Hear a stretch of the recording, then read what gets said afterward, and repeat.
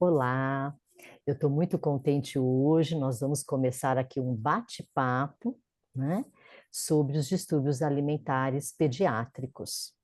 Hoje nós vamos enfatizar, divulgar e conscientizar, né, famílias e também profissionais da área da saúde sobre os distúrbios alimentares pediátricos. Eu estou muito contente de estar aqui nesse bate-papo com duas fonoaudiólogas que eu admiro muito e que têm muita experiência na área de desenvolvimento infantil e dos distúrbios alimentares pediátricos. Tá? Eu vou primeiro falar um pouquinho aqui um pouco, tá, gente? Do currículo da Célia Torres, fonoaudióloga, mestre em ciência da motricidade humana, com foco em aprendizagem motora, com mais de 40 anos de experiência em crianças e adolescentes com transtornos do neurodesenvolvimento, TEA e síndromes raras. Atuação em distúrbios alimentares, transtornos motores de fala e linguagem, formação em BOBAT, bebê e pediátrico, a SOF, SOS, Approach, Get Permission e muitos outros cursos que a gente poderia ficar aqui a tarde inteira falando, tá? Eu vou apresentar para vocês também a querida Thaís. Deixa eu pegar aqui o currículo, né? Da Thaís Mastini Loreato Reis, tá? Fonoaudióloga, especialista em disfagia, pós-graduada em atendimento clínico e hospitalar, pós-graduanda em desenvolvimento infantil, pós-graduada em intervenção para autismo e deficiência intelectual, formação em DTTC, BOBAT, multigestos, modelo Giannichini, expertise em TDL e TMF, entre vários outros cursos e formações. Tá? Estou muito contente, muito honrada de estar aqui com vocês, para a gente poder discutir um pouco e ampliar esse olhar em relação aos distúrbios alimentares pediátricos. Né? Então, que a gente vai falar hoje aqui, né? Eu vou começar falando um pouco e depois eu vou dar a palavra para a Célia, depois para a Thaís, e a gente vai conversar um pouco, as três juntas, sobre esse tópico tão importante, não é? Então, esse tema, ele tem sido, assim, muito abordado em inúmeros locais, congressos, nas redes sociais, não é? E ele é, sem dúvida alguma, muito importante, né, gente? Nós estamos falando sobre alimentação, né? A alimentação é vital, né? E eu acho que isso a gente tem que sempre relembrar, não é? Porque qualquer alteração nesse processo alimentar, não é? Pode levar a uma questão, a um risco de vida ou um risco na qualidade de vida. Né? Então, a gente tem que ter muita atenção a esse processo todo alimentar. Né? E quando a gente pensa em bebês e crianças, a gente não pode esquecer que qualquer alteração alimentar nesse início de vida pode gerar alterações no desenvolvimento da criança, porque ela está em fase de desenvolvimento de todas as habilidades, não só de alimentação, habilidades de linguagem, gente, tá? Então, é muito sério, a gente não pode desprezar esse momento inicial. E por que eu estou frisando muito isso? Porque a gente ouve, na maioria das vezes, as pessoas falarem sobre o distúrbio alimentar pediátrico de crianças mais velhas, né? Ou então, nos documentos, também a partir da introdução da alimentação complementar, mas também muito visualizado a partir dos 3, 4 anos. E aí eu paro para pensar, não é? Como assim? Né? Como que um problema vai surgir a partir dessa idade? Ou, na realidade, um distúrbio ele pode ser até detectado nesse momento, mas a gente precisa, né, valorizar esse início, para que a gente possa, desde o início, trabalhar com esse processo de desenvolvimento do bebê, que inclui as questões alimentares. Então, eu acho muito importante a gente começar a pensar em saúde e não só em reabilitação. E a gente permanece pensando sempre na reabilitação. Tá? Então, se a gente for pensar no consenso, né, no consenso do Godai, de 2019, que ele realmente descreve, né, ele junto com vários outros profissionais, né, chegam a uma definição dos distúrbios alimentares pediátricos, né, então, e ele define, né, como uma situação, né, em que a criança não tenha ingestão oral adequada para a idade, associada a alguma questão médica, nutricional, relativa às habilidades alimentares, que seria o seu sensório motor oral, né? E questões psicossociais. Então, só de pensar nesses fatores, a gente já vê, sim, né, que é uma condição complexa e multifatorial, e que, na maioria das vezes, vai, sim, necessitar de abordagens multiprofissionais. Mas aí também a gente precisa tomar um cuidado, né? Que não é que vai receber aquele pacote já, né? Então, todos os profissionais vão estar envolvidos caso se pense em algum distúrbio alimentar. Né? Eu acho que como é um processo de desenvolvimento, um processo alimentar, muitas vezes esses profissionais eles vão gradativamente entrando no caso, né, que está sendo ali atendido, né, que é o bebê e a família, né? E nós temos aquele documento que é importantíssimo, né, que é a resolução 659 de 2022 do nosso Conselho Federal de Fonoaudiologia, das diretrizes sobre a atuação do fonoaudiólogo com os distúrbios alimentares pediátricos. Então, esse documento é um documento importantíssimo para os profissionais em geral da área da saúde. Eu acho que todo profissional da área da saúde deveria ler esse documento, porque ele vai falar sobre os distúrbios alimentares pediátricos de maneira geral, envolvendo as diversas áreas, e também explicando especificamente, não é, a capacitação do fonoaudiólogo para trabalhar, né, com os distúrbios alimentares pediátricos. E nesse documento tem algo muito importante, né, que o Conselho Federal junto com a Sociedade Brasileira e todos que prepararam esse documento, né, é colocado, e de maneira bem clara, né, que o processo alimentar é iniciado a partir da amamentação ou outras formas de alimentação. E essa parte é muito importante e ela tem sido deixada de lado, porque ninguém pensa nesse processo inicial, apesar de a gente considerar as diversas condições que já são assim relacionadas ou ditas como condições de risco. Mas independente de condições de risco, que a gente vai falar de algumas, a gente precisa considerar o início desse processo, tá? E então, eu não posso pensar que o distúrbio alimentar pediátrico de uma criança iniciou, por exemplo, aos 2 anos de vida ou aos 4 anos de vida. Eu, como fonoaudiólogo, eu preciso investigar isso muito bem.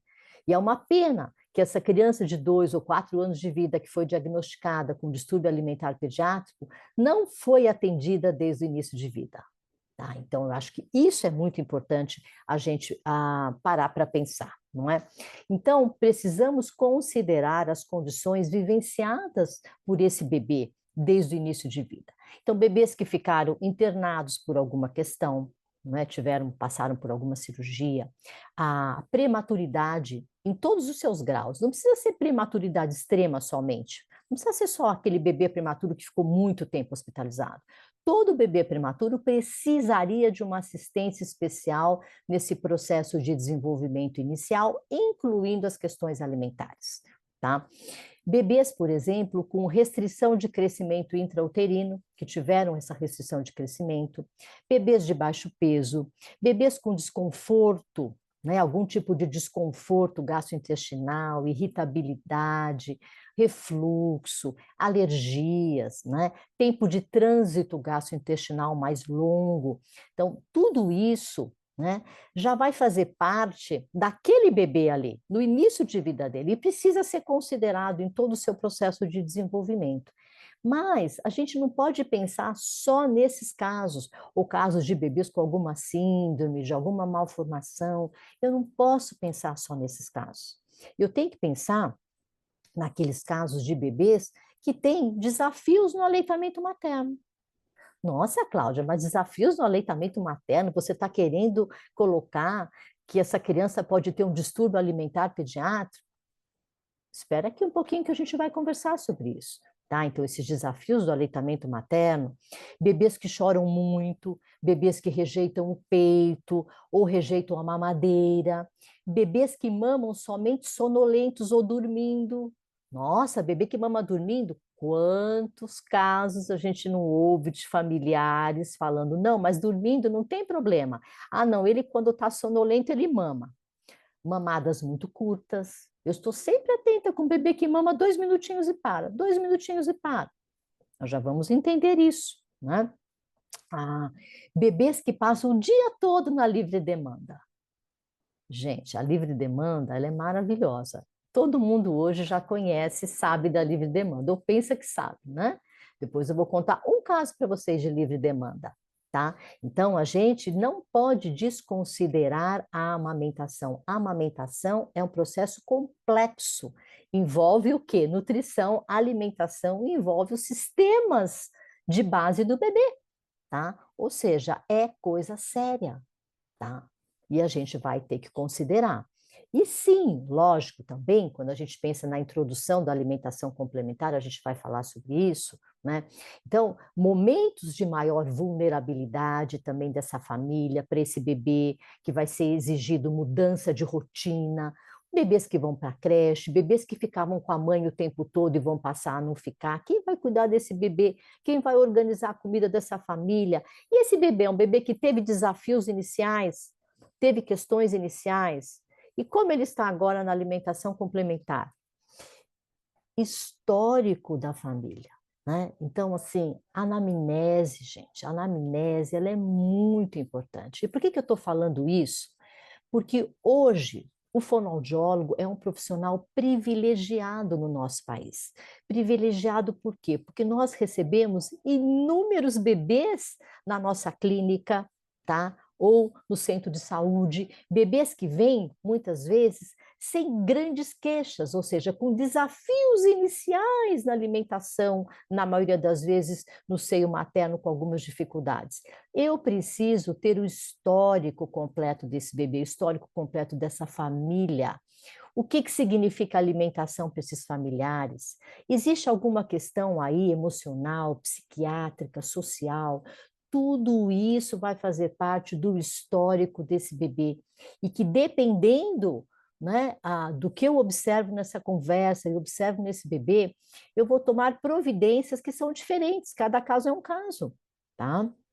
Então, o fonoaudiólogo hoje é um profissional assim importantíssimo nessa atenção aos bebês e famílias. E eu brinco que eu acho que a gente teria que fazer parte da puericultura. Do mesmo jeito que o pediatra acompanha esse bebê praticamente, né, mensalmente no primeiro ano de vida, o fonoaudiólogo deveria estar junto com o pediatra nesse processo, porque eu acredito que as porcentagens de bebês com distúrbios alimentares pediátricos que nós temos hoje seria diferente, porque a gente já estaria visualizando algumas dificuldades desde o início desse processo. Por quê? Porque a alimentação, gente, é desenvolvimento. E esse desenvolvimento, ele não está desvinculado das questões da conexão, da interação, da linguagem. No próprio documento nosso, da fonoaudiologia, das diretrizes, né, do trabalho fonoaudiológico com os distúrbios alimentares, é citado essa parte da linguagem. Por exemplo, a fonoaudióloga Ruth Palladini, que tem várias publicações que ela fala sobre alimentação, sobre sono e sobre linguagem. A fonoaudióloga também Liliane Schwartzman fala sempre isso, sempre falou. Trabalhar com as questões motoras é trabalhar com linguagem também, tá? Então, assim, quando a gente pensa, e o que a gente quer conversar hoje sobre os distúrbios alimentares, é que não é só alimentação, é desenvolvimento, é linguagem, é fala, tá tudo junto e misturado, né? E eu vou aproveitar e falar, eu estava até pensando que caso comentar, eu vou comentar acho que 2 casos, né? 2 casos, assim, só para a gente entender o quanto esse distúrbio alimentar, ele não começa mais para frente. O começo é no início desse processo que tudo vai se criando, né? Então, eu lembro o caso de uma bebê que me procurou o consultório, ela já tinha 7 meses e ela foi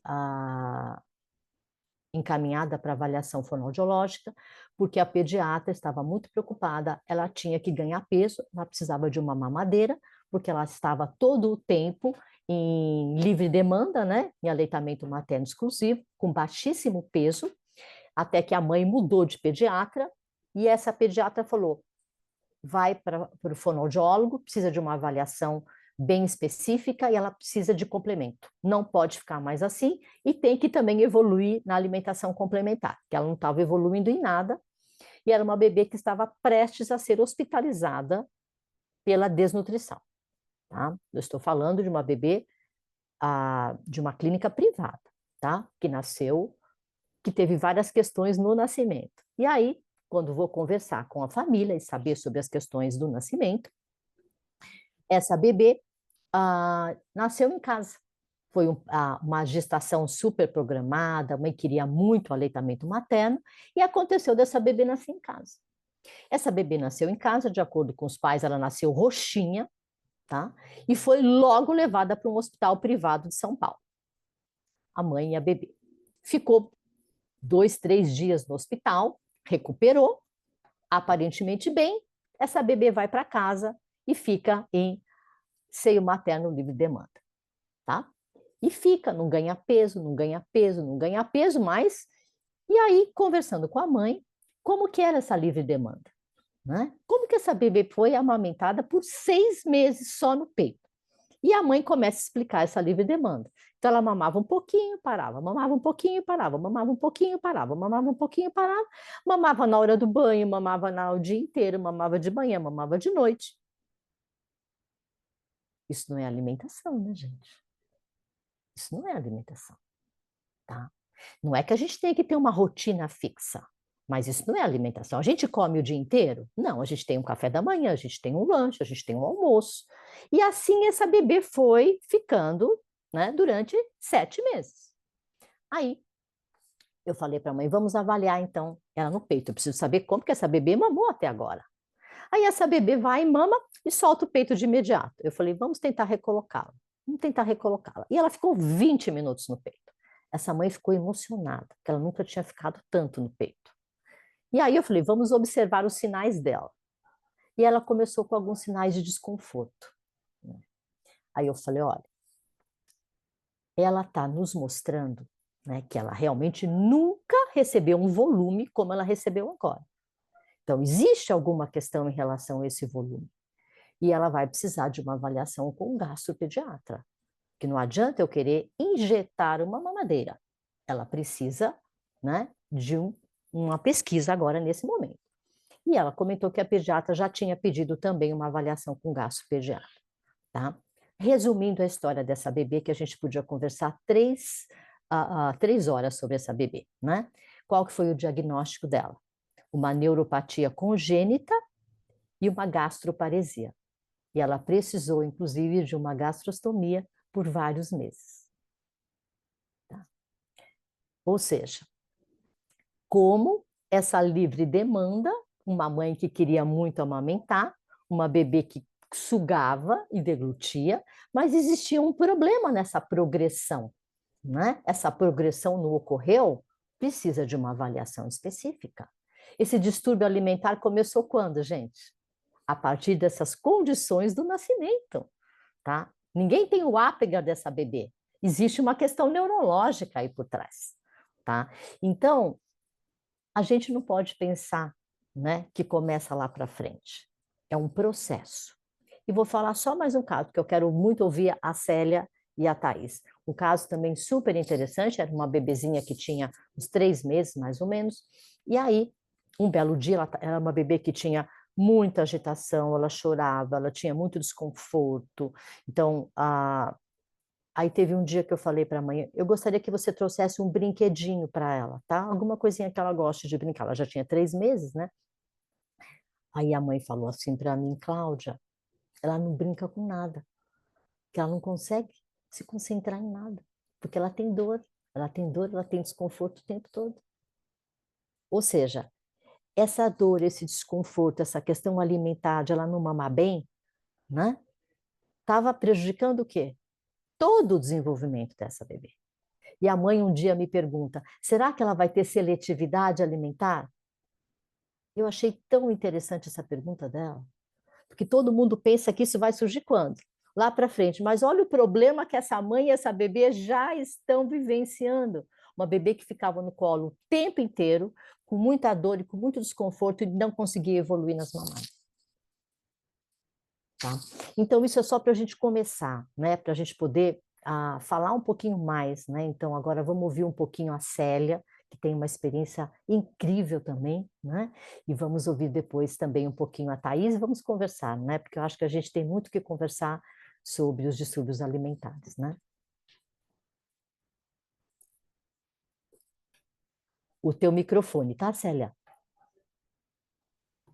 Cláudia e Thaís, né? Vou falar um pouquinho, complementando o que a Cláudia falou, né? Porque praticamente eu pego muito mais as crianças do DAP, né? Consideradas DAP, que vem pela seletividade alimentar e que assim vem na introdução alimentar, vem a partir de 8 meses, vem a partir de 1 ano, de 3, 4 e muitos com 8, 9, 10 anos.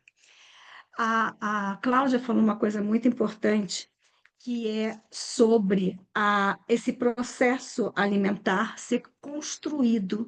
E ele realmente é construído, e a Cláudia falou pensando nisso e tudo, porque essa construção vem desde intraútero, né, Cláudia? Aonde a criança faz toda uma preparação dessa boca, desse sistema estomatognático, para conseguir se alimentar, saber que deglutir, né, é fazer careteamento, sentir a voz da mãe, perceber auditivamente, né, a propriocepção, tudo ali está sendo formado para quando chegar neste mundo, né, no extra útero, conseguir lidar, né? Vem através de reflexos, sim, porém não são reflexos automáticos, medulares, né? Eles são mais no mesencefálico, mas eles têm a fome e a saciedade, que é uma coisa muito importante. Essa construção de fome e saciedade, essa construção que muita gente não pensa não é só nutrir, tem que hidratar esta criança, né? A hidratação, isso eu vejo assim em equipes que eu recebo, porque são várias pessoas que me mandam, e que essa parte de hidratação ela fica esquecida, principalmente em TEA. E o quanto isso é importante, porque eles não têm esse sensor. Se a gente não der água para ele ensinar, aprender a ingerir a água, seja ela de uma forma que os sensores dele aguente, e pode ser bicando, que aos poucos o corpo sente a necessidade, né? Mas toda essa construção de toda essa alimentação, dessa hidratação, quando eu recebo essas crianças, muitas vezes não tem. E qual é a problemática ali do momento?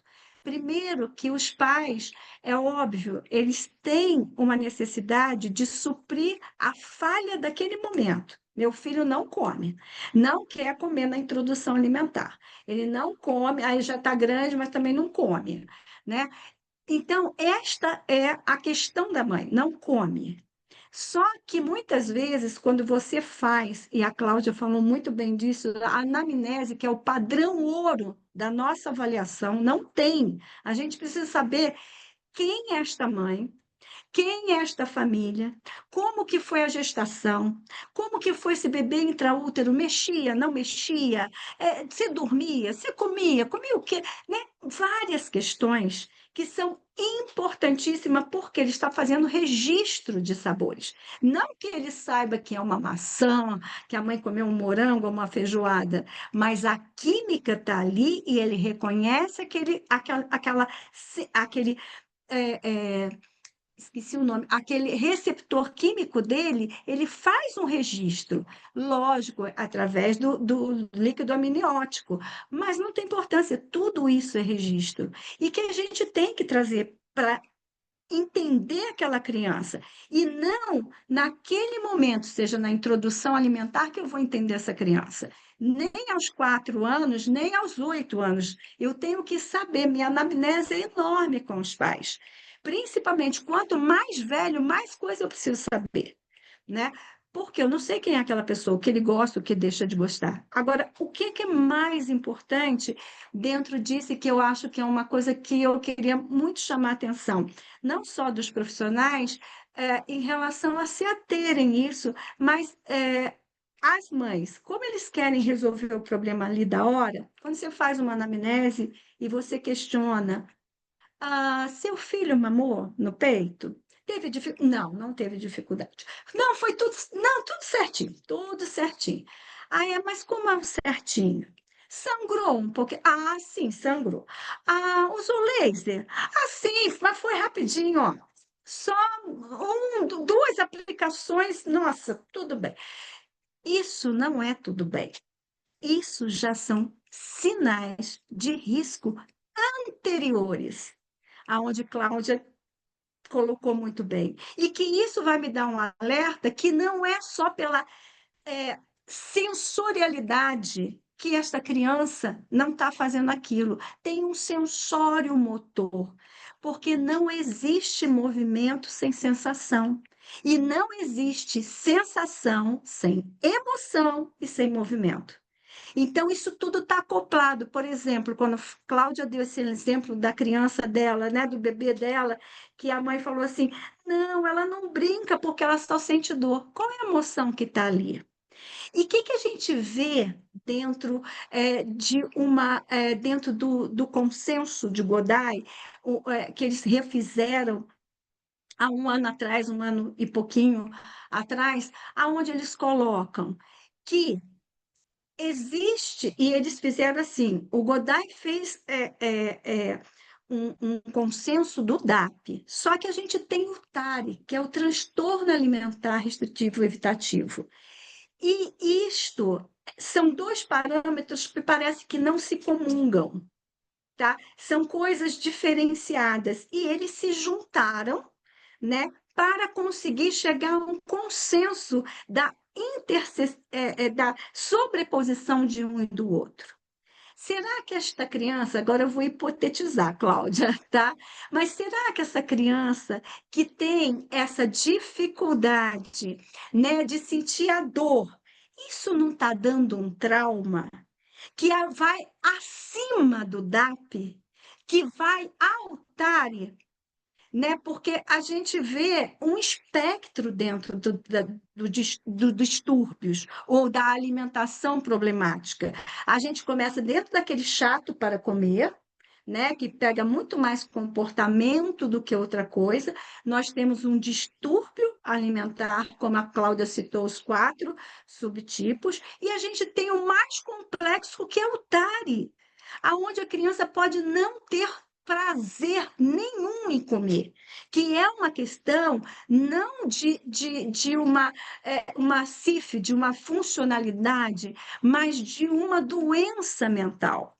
Então, de um transtorno mental, e que precisa muito mesmo na equipe, o forte ali, literalmente, é psicóloga e nutri, porque é uma coisa difícil. Só que muitas vezes esse TARI não surgiu lá em cima, pode ter vindo desta criança lá embaixo, que eu estou hipotetizando, deixando bem claro, né? É, e pode estar ali, mas ninguém, se você não faz e você não conhece essa questão, essa minúcia dessa percepção da mãe tão grande, como é que você vai tratar isso? Né? E tem muitas crianças que podem ser TARI e que você, assim, às vezes em grupos, né, de amigas falando, não sei o que lá, e que ela fala assim, mas ele não quer mastigar, ele não mastiga, né? E aí, como? Qual é o profissional que está vendo esta habilidade sensorial e motor alimentar, ou seja, essa praxe dessa boca, né? Então, tem horas que a gente precisa entrar no TAGS também, se precisar, porque esse último consenso, eles escreveram, sempre tem que se excluir a alteração da habilidade de alimentação. E habilidade alimentar é saber sugar, sorver, deglutir, mastigar, aliás, deglutir e respirar adequadamente, de uma forma que seja é, ai, ah, segura, que seja segura. Então, muitas vezes, essas mães chegam e muitas vezes elas são atendidas, porque não são crianças que ficaram internadas, é aquela que está dando problema. Então, vem uma doula, né? Vem alguém, faz alguma coisinha, postura. Gente, a criança que não tem muita dificuldade, ela vai compensar a musculatura. Ali na hora, ela não tem tanta sensação na introdução alimentar como uma criança de 2 anos que já consegue dizer não, que não está gostoso.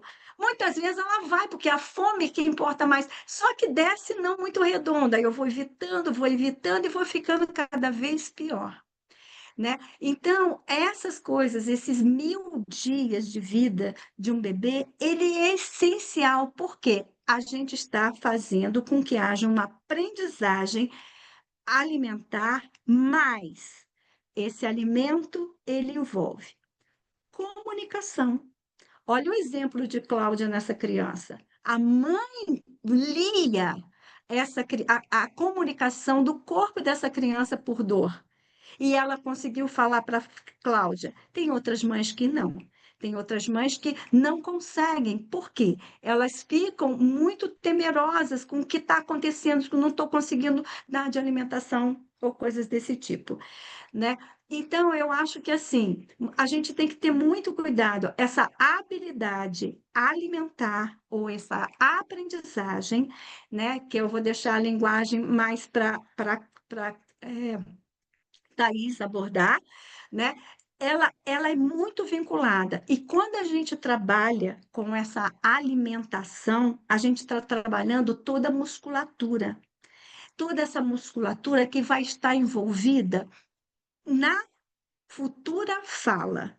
E essa fala tem a ver com toda essa linguagem da mamãe olhar ali, falar com esse bebê e regulá-lo. Se ele está chorando, esse choro é de fome, porque ela já identifica, ela põe. Isso é uma corregulação. Isso é muito importante e a Thaís vai falar sobre isso, mas o que eu acho mais importante, eu quero falar sobre 2 casos, bem rapidinhos, que eu também tenho. Um é o seguinte, muitas vezes a gente pega crianças que têm alguma alteração de posicionamento de cabeça ou de crânio pela gestação e que tem uma pequena assimetria. Isso dá uma desorganização da biomecânica muscular. E isso também dificulta. Muitas vezes a criança mama e tudo, né? Só que chega no meu consultório assim: olha, ela não está comendo 1 ano, não está comendo agora. Ela comia, nunca foi muito bem, mas não está comendo. E ela também. Aí eu vejo assim, ela falando, assim, ou vendo, fazendo sons há 1 ano e pouquinho, ela já está fazendo alguns sonzinhos, ela não fala nem mamãe. Aí você vai ver, aí você começa assim, vamos aos poucos, né? Ou então um bebê do mesmo nível, só que não por assimetria, mas um bebê que a mãe tem uma outra irmã mais velha que tem algum distúrbio alimentar pediátrico, mas ela come. Então nunca me preocupei, porque ela sempre come.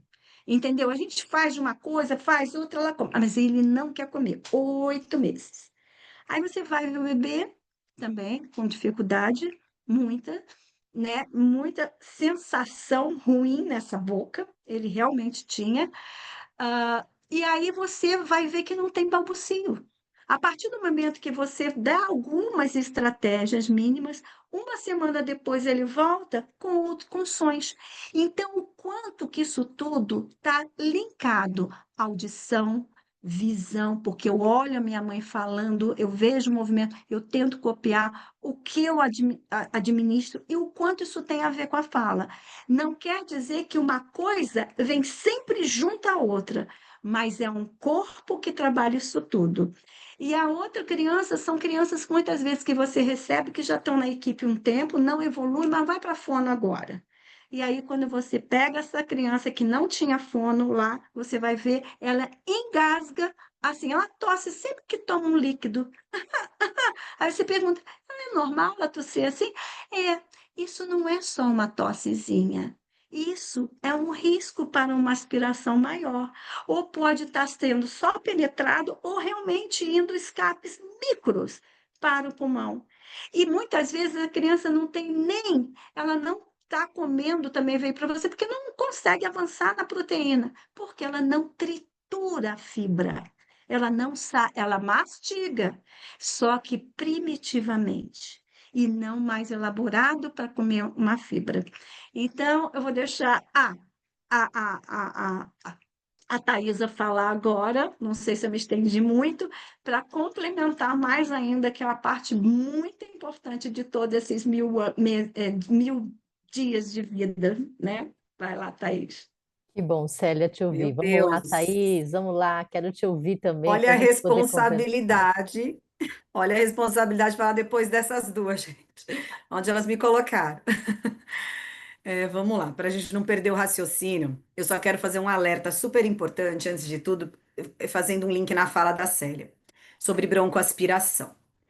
Eu fui uma criança, um bebê prematuro, que não fui amamentada, porque na época a gente ficava sem a mãe na UTI. E eu não fui um bebê prematuro, super prematuro, tá? Eu fui um bebê com um mês de antecedência de nascimento, tá? E eu fui uma criança com asma e adolescente, que depois tratou, achei eu, e vivi minha vida muito bem, obrigada, com os cuidados que eu tive naquele processo. Em janeiro desse ano, eu perdi a voz. E aí eu ficava muito cansada e eu ficava tentando me comunicar, o que dava mais prejuízo ali na minha comunicação, e cansava mais, porque aí eu forçava mais a minha voz, e isso virou uma bola de neve, mas o que eu linkei? Estou cansada, porque estou rouca, e estou tentando falar o tempo todo.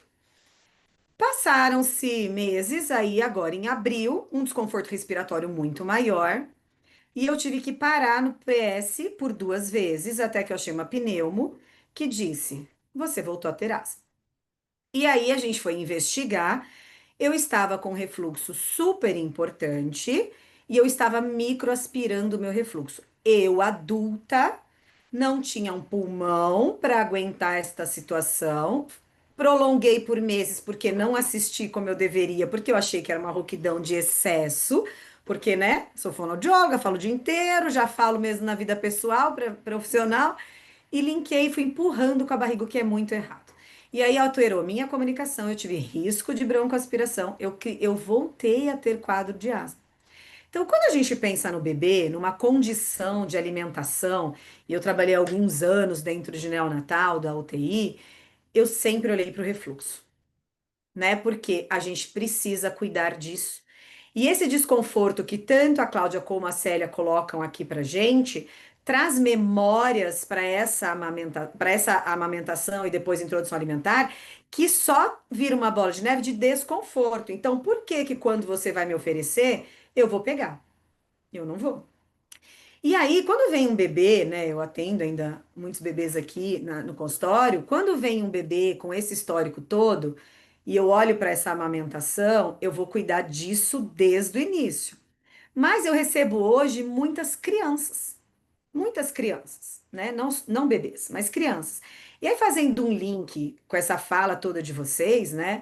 Essa criança que eu vou puxar essa anamnese porque é o que elas, complementando a anamnese é primordial e ela precisa ser detalhada.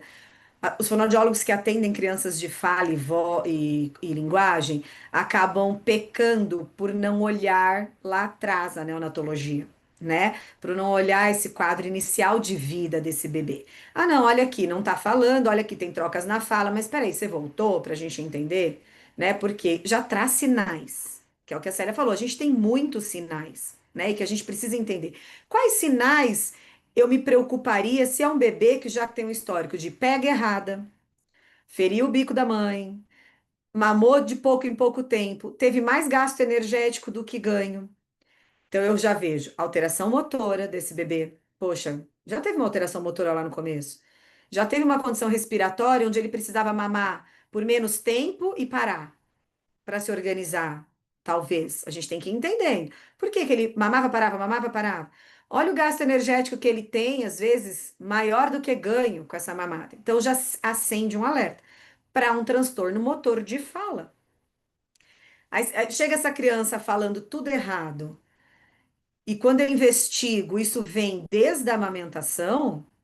Se eu tivesse introduzido uma terapia precoce, desde esse bebê, como a Cláudia falou, junto com uma pediatra, acompanhando, com esse olhar tão cuidadoso, talvez os riscos, eu já tivesse minimizado riscos e nem entraria num quadro de transtorno, né? Mas de uma outra condição motora. Claro que os transtornos são neurológicos, são transtornos do neurodesenvolvimento, né? Mas talvez eu minimizaria riscos. E eu estaria numa outra condição se nesse primeiro ano de vida eu tivesse olhado para esse bebê de forma diferente, né? Então é muito importante essa anamnese e essa questão da amamentação e introdução alimentar. Por que que esse bebê não mastigava? Por que que esse bebê incoordenava para engolir? Será que esse bebê tinha uma condição de disfagia? Ah, ele engasga, porque assim, muitas vezes eles aparecem porque engasgam, o engasgo assusta.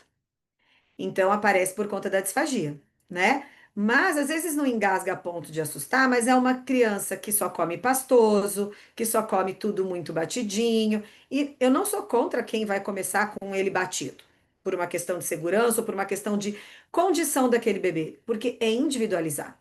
A gente pode começar com um pedacinho, com amassado, cada um vai ter um olhar individualizado no momento da introdução alimentar. Um bebê que já me traz risco, eu vou cuidar disso.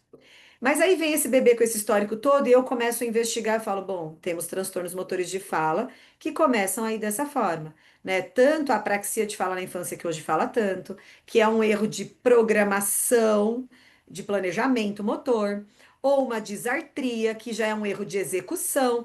Ah, mas e aí, Thaís, como é que eu sei? Bom, a disartria eu vou ter. Ah, e tem um histórico desse bebê hipotônico, tem um histórico desse bebê com questões respiratórias, eu vou pensar na disartria, porque ela tem uma questão estrutural diferente da apraxia de fala na infância, que não tem essa condição estrutural. É uma condição de planejamento. Mas na minha anamnese é fundamental eu olhar a alimentação para eu poder linkar, quando eu fechar um diagnóstico, de transtornos motores de fala. Porque ele não caiu de paraquedas um transtorno motor de fala. É um corpo dispráxico, é um bebê que não sabia se posicionar, é um bebê que não sabe fazer uma pega com uma boca adequada. Então, se eu já vejo isso com o bebê que chega aqui para eu avaliar a amamentação, o meu alerta tá aqui, ó. E eu vou cuidar nesse primeiro ano de vida, mesmo que não precise de terapia semanal. Se a gente adequou, a gente trabalhou, a gente fez, depois eu vou assistindo mais espaçado, mas eu não deixo esse bebê ir embora, porque eu sei do risco, porque eu conheço lá na frente, né, o que a gente pode ter. E aí, além dos transtornos motores de fala, eu vou pensar nessa condição de transtorno do neurodesenvolvimento, porque muitos estão relacionados, né? E eu vou investigar quadros de linguagem. Ah, como era esse bebê, pensando nessa relação com a mãe, da troca de olhar, do interesse em mamar, da busca, da procura. Esse bebê tem intenção, ele tem ideação, ele começa um movimento, ele precisa sempre ser estimulado a começar.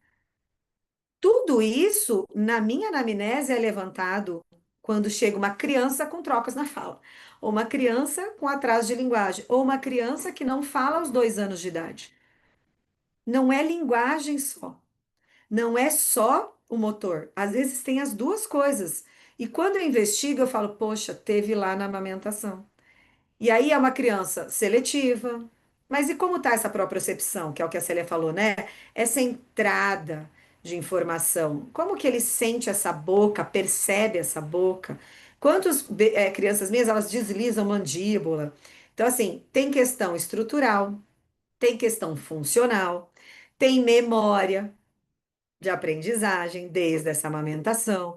Então, tudo isso pode interferir no transtorno motor, pode transferir na fala, que é um ato motor, como na linguagem, que é o nosso aprendizado. Mas como eu entro com a linguagem nesse combo? O que que tem a ver, né? Primeiro que um bebê que não tem linguagem não tem essa troca tão funcional com a mãe e pode afetar sim essa amamentação. Porque quando eu penso em linguagem, eu penso em funções executivas.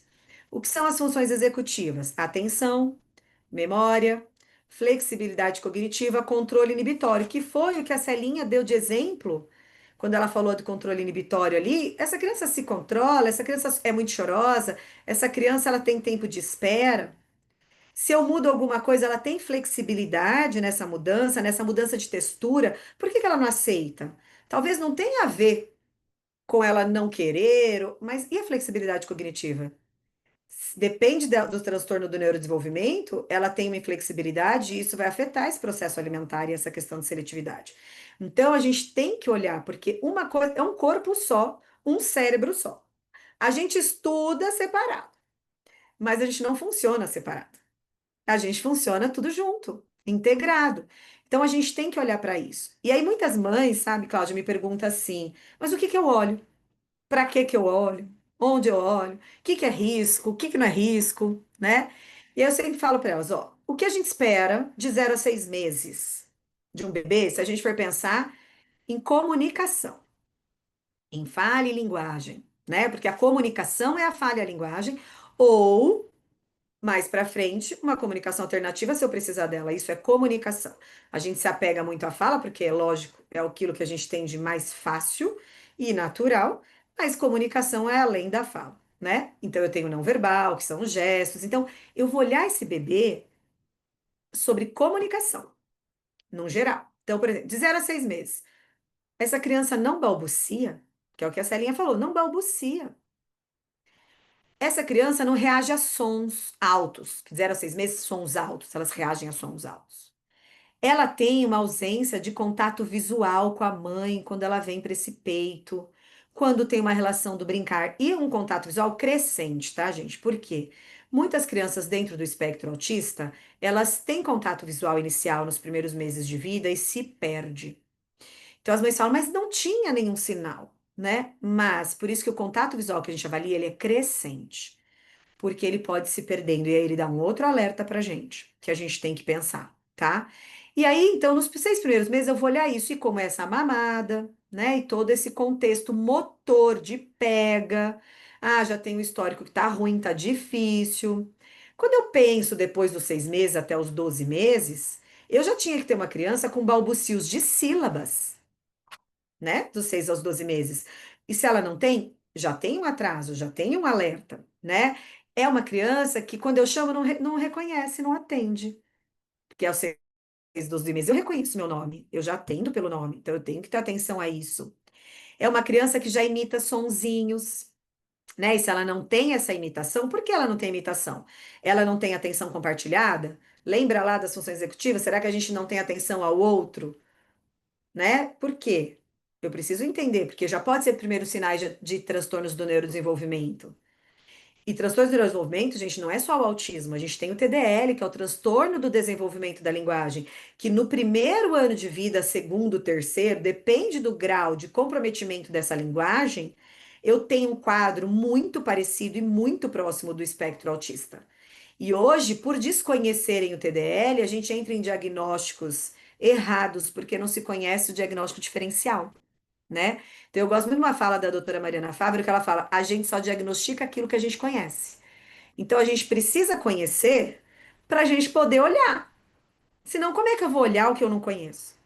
E aí as mães falam assim: ah, mas tem 1 ano e meio. O que eu espero de 1 ano e meio? Que ela fale. A partir dos 15 meses é o meu limite de fala para palavras isoladas. Para eu ter gestos comunicativos com intenção, para eu ter apontamentos. Essa criança é quietinha. A fala que eu recebo. Ele não, ele era tão quietinho quando ele era bebê, quase não chorava. Bebê chora, gente. Chorar é linguagem. Não chora demais. Irritabilidade demais é uma atenção. Mas quietinho demais é um bebê que espera para ser acordado, para mamar, senão ele fica 5, 6 horas, nem acorda. Cadê a fome? Cadê esse corpo que fala? Cadê esse corpo que pede? Um bebê quietinho demais me chama atenção, não é bom. E um bebê que chora o tempo todo também é ruim. Eu tive um caso de uma amiga que a filha dela tinha epilepsia quando bebê, mas não pegava, ninguém percebia, ele era fisioterapeuta. Mas ela chorava o tempo inteiro. Até que investigações após 2 anos de vida perceberam a epilepsia. Então a gente tem que olhar o que é pouco ou o que é excesso. E aí a gente chega nos 2 anos de idade, muitas crianças chegam para mim sem fala e sem simbólico, ou seja, não sabe brincar. Essa criança não sabe brincar. Por quê? Porque ela não teve essa entrada de estimulação. Ela teve prejuízo de entrada desde o início lá da amamentação e ninguém se deu conta disso. Todas as entradas com prejuízo. Lógico que a linguagem também pode ter o risco de ter o mesmo prejuízo de entrada. Não é generalizar, mas é olhar, é cuidar, é se atentar aos sinais. Aos 2 anos, eu tenho que falar 2 palavrinhas. Eu já tenho meu início de frases. Eu já tenho um gesto que acompanha a fala. Eu já tenho uma criança que tenta chamar atenção no mundo, que entende ordens, até mais complexas do que tão simples, né? Então, assim, eu venho numa crescente de evolução. E qualquer coisa que eu tenha um gap maior que 6 meses dentro do esperado, é um risco de transtorno, né? Então, assim, hoje as pessoas falam assim: ah, mas tudo é transtorno. Não, gente, não é. Então, a gente também tem que parar de patologizar tudo. Não é. Mas se a gente cuidar na estimulação precoce do bebê, eu vou diminuir ainda mais esse risco. Tem um trabalho, eu não lembro agora de quem é, mas qualquer coisa eu puxo, que eles investigaram 367 bebês de risco para autismo, e quando eles acompanharam esses bebês com estimulação, quem tinha mesmo era 69.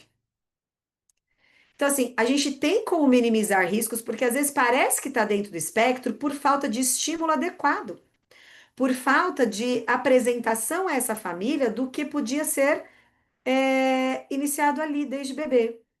Né? Tem técnicas hoje que a gente usa que vai estimular esse bebê desde o do primeiro momento de vida até todo o primeiro ano, de olhar, de chamar atenção, do outro falar do lado e ver se ele busca, fala, tudo isso. Então, quando a gente pensa em distúrbios alimentares, e aí recebe essa criança mais velha, ou em distúrbios da comunicação, né, distúrbios de linguagem, e de transtorno de processamento sensorial, investiga lá no começo, porque entrada sensorial e funções executivas, ao meu ver, na minha clínica, são bases.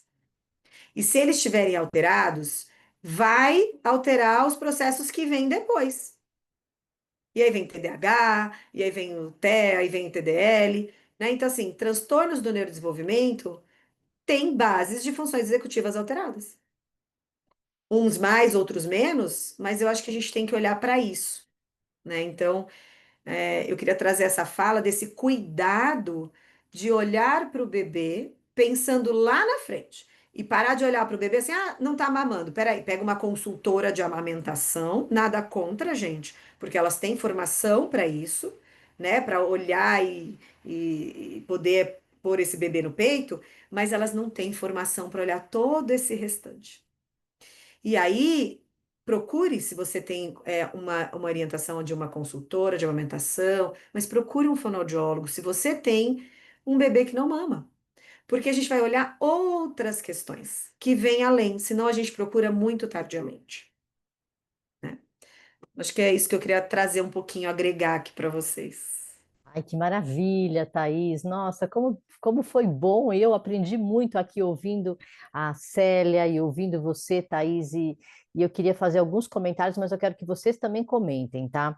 Assim, isso que você falou, não é, das funções executivas e da Célia, quando começa a falar dessa questão da autorregulação, né, a questão da fome, né, e saciedade. Então, olha, isso tudo é tão importante, a gente precisa falar mais e mais vezes, porque até hoje eu escuto, tá? Ah, não, o bebê sabe quando ele tem fome, né? Como Como ele sabe? Isso é um processo de aprendizagem, não é? Ele vai ter que vivenciar muito isso, e além disso, vai depender de condições dele também, né? Além de condições propícias desse ambiente. Eu já vivenciei muito bebês que se adaptaram a comer muito pouco, que me fez pensar muito nisso tudo, né? E nos casos depois mais graves, como a Célia falou, não é? Quer dizer, da onde vem isso? Então, essa autorregulação, não é? Como que a gente pode desprezar esse funcionamento, esse neurofuncionamento, né? Cérebro, intestino, pulmão. O caso teu, né, Thaís, falando de você que foi prematura, né? Então a gente tem que ter conhecimento disso, não é? As questões da fome e saciedade, autorregulação do bebê, esse bebê que chora muito, esse bebê, como você falou, não é, a Thaís, que também está tranquilo, não dá trabalho, dorme, né? Aquele bebê que, né, entre aspas, é que os pais gostariam no início, né, que não dá trabalho, né? Esse bebê não é o bebê tão normal ali, né, que a gente vê no dia a dia. Né? Então, às vezes a gente vai ter que atuar com esses casos, não é? Porque o bebê ele tem que ter esse tempo de alerta. Né? Outro dia na clínica teve um pai que falou: ai, agora é o que eu estou entendendo, Cláudia, não é só o ganho de peso, eu estou vendo é o desenvolvimento do bebê. Porque os pais estão tão fixados, às vezes, nesse ganho de peso, é nessa pega que não estava correto, o peito que machucou, e agora tem leite, etc., ou mesmo que seja mamadeira.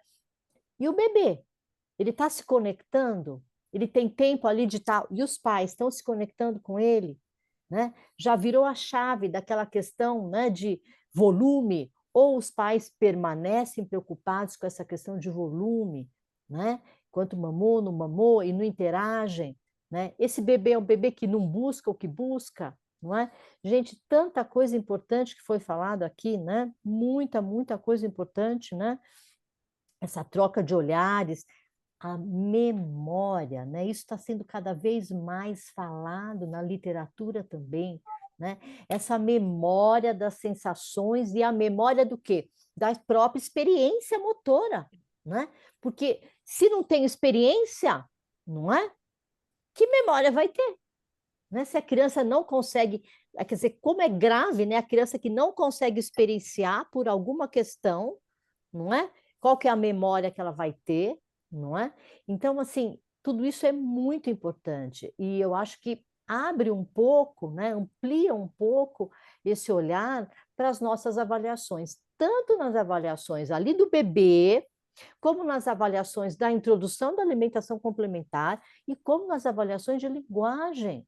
Quantos casos, né? Vocês podem me falar que atendem crianças maiores, né? Quantos casos que vêm com a queixa de linguagem e vocês veem que tem uma questão alimentar, né? Que é o que, Exatamente. não é? Quer dizer, como que não vai experienciar esse motor, o motor, a atenção e tudo da própria alimentação? Por quê? Como você comentou, né, Thaís? 1 ano, e a criança, e a Sera também falou, 1 ano, a criança não se alimenta. Quer dizer, dos 6 meses aproximadamente até 1 ano, né, esse universo do desenvolvimento do bebê se transformou. Ele deixou de ficar ali só grudado na mãe, ele já consegue se distanciar, ele já consegue se posicionar com suporte, menos suporte, ele já está tendo atenção àquela situação, né? Tempo de atenção, interesse. Agora, não teve isso durante 6 meses. Não podemos E a deixar gente, né, mais Cláudia? isso, né? Fale, Oi, Thaís. desculpa, que travou aqui. Imagina. E a gente, né, Cláudia, tá falando de bebês que nasceram e já estão fora do hospital, e estão com os pais em casa, né? A gente que vem desse mundo da neonatologia da UTI, esse bebê que ficou lá na UTI pode ser estimulado lá dentro pela fonoaudióloga, já com esse olhar e esse cuidado. Porque eu Exatamente. sempre falo, não é porque tá na UTI que não mexe, a gente mexe o menos possível, se é um bebê prematuro, baixo peso, tá lutando para respirar, são cuidados, né? Então a gente vai ser trocado de fralda, a gente já vai lá e entra junto, porque já mexeu nesse bebê, já tirou ele do conforto ali, né? Ah, mas ele vai evoluindo e crescendo ali dentro. Ah, ele tá num respirador. Ah, ele tá com O2. Gente, dá para mexer em muita coisa, não preciso estar em ar ambiente, porque a gente perde uma janela que a gente já poderia, com cuidado e um olhar muito cauteloso, É, claro, a gente vendo a parte da respiração e olhando e conversando com a equipe, porque dentro da UTI eu acho que é importantíssimo um trabalho muito integrado, mas a gente já pode estimular, não esperar ele ter alta. é. Então, a fono dentro de uma UTI neonatal, olhe para esse bebê pensando em tudo isso que a gente já falou. Senão a gente vai perder um tempão e quando ele sair, ele não vai ter esse olhar. E se ele já tiver lá dentro, esse cuidado, a gente já, nossa, a gente já avança um processo gigante ali na frente, né? E Totalmente ali a para gente tem isso. exames, né? A gente tem como ter acesso a exame.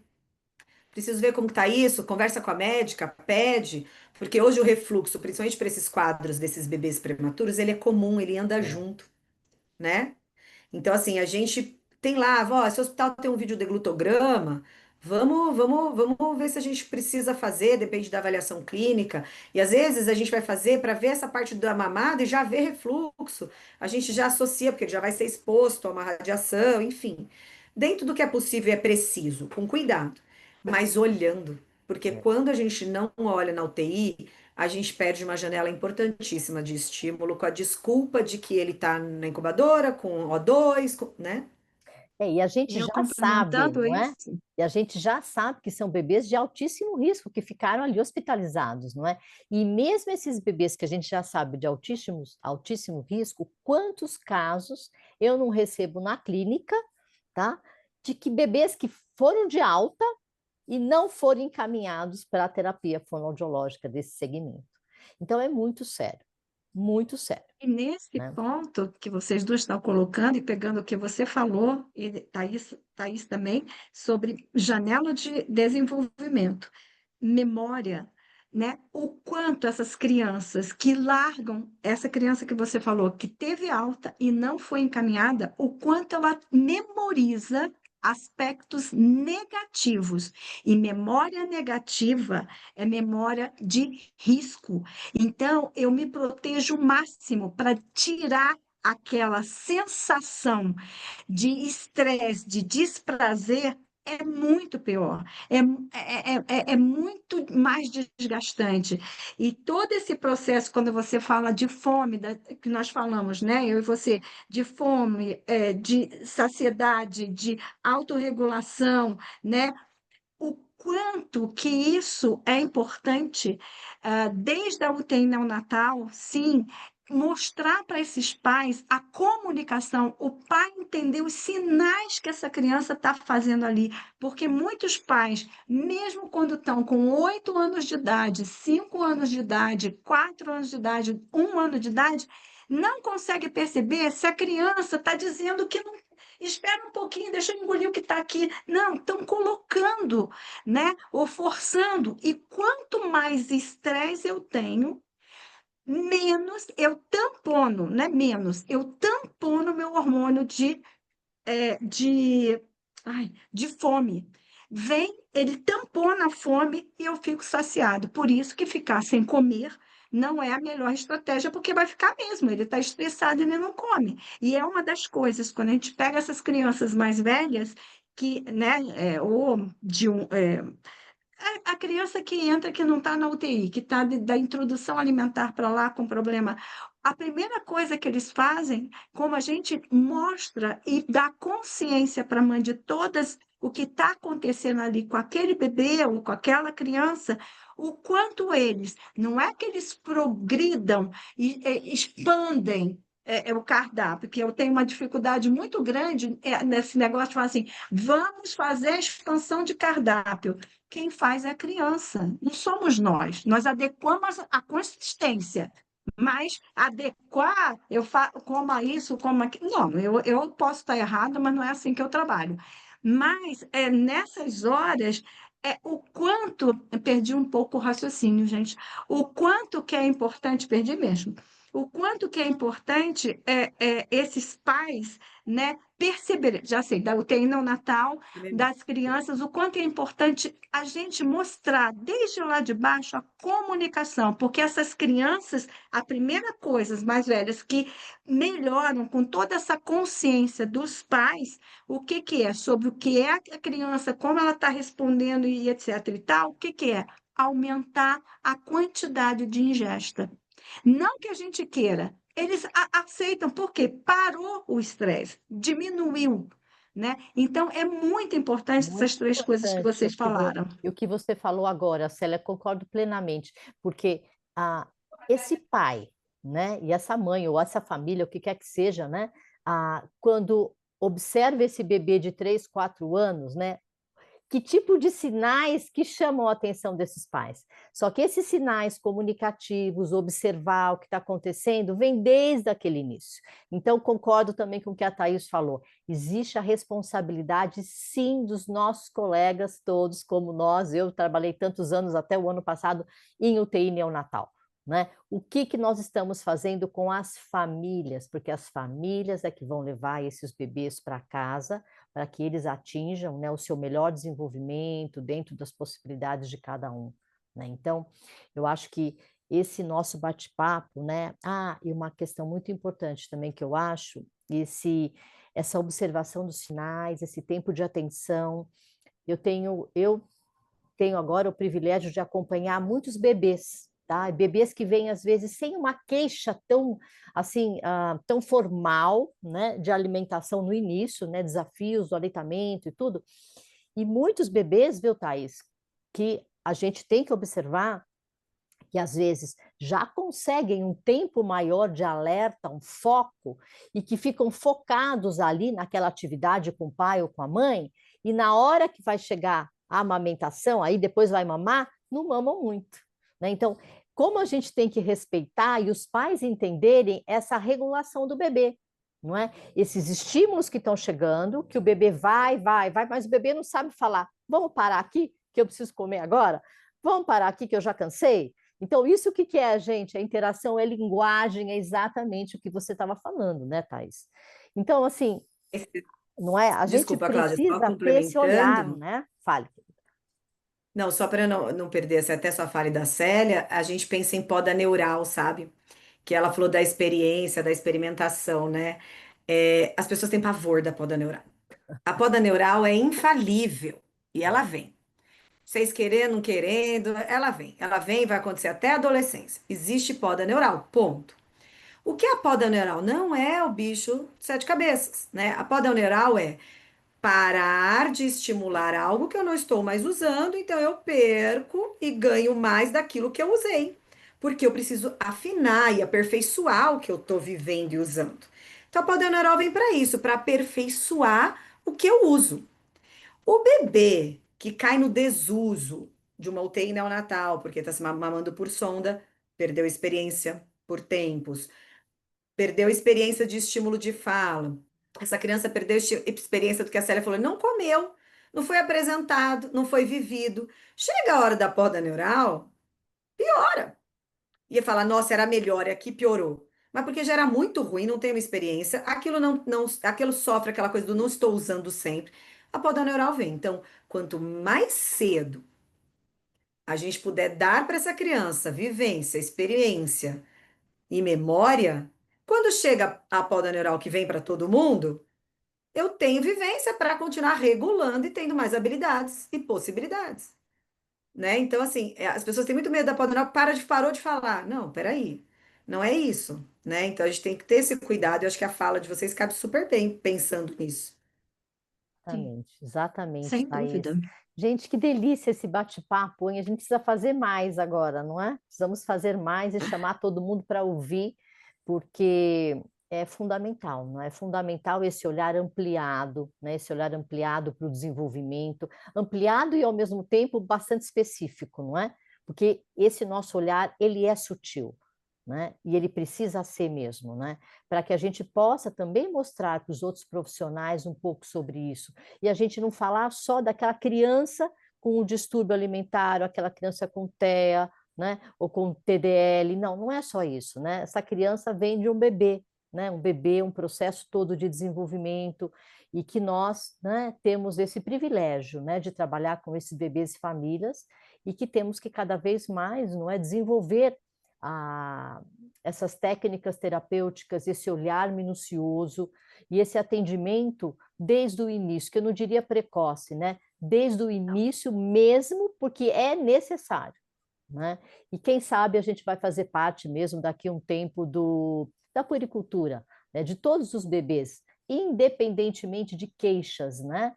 Passarem pela avaliação do fonoaudiólogo, que vai fazer ali um segmento desse bebê, né? Para melhorar as condições do desenvolvimento e melhorar as condições alimentares, né?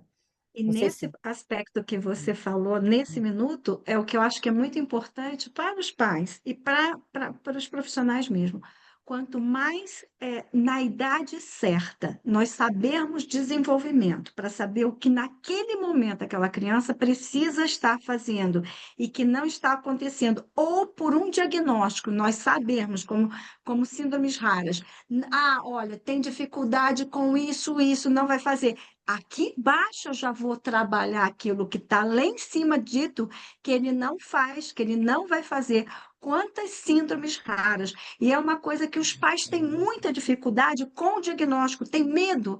Não, ele salva, ele melhora muito. E dentro do que você falou também, o quanto a gente tem que ver que isso vai favorecer aliás, três aspectos ou mais, mas eu vou até a dois.